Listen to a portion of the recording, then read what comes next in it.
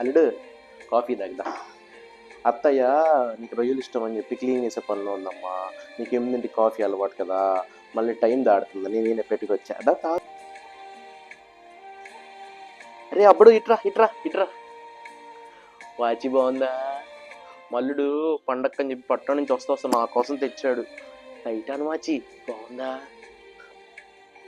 సూర్యరాజ్ గారు, మల్లుడు కూడా హైదరాబాద్లోనే సాఫ్ట్వేర్ ఎంప్లాయీ, పెద్ద కంపెనీ అండి. అది తిరగదు కానీ మా అల్లుడి కింద 10 మంది స్టాఫ్ ఉంటారండి బాబు.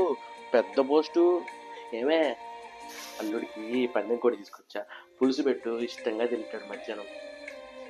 అరే సూర్య ఇట్రా ఇట్రా. బాగా వచ్చాడు, కనబడ్డావా? పో, మళ్ళీ కనబడలేదు అనుకుంటాడు.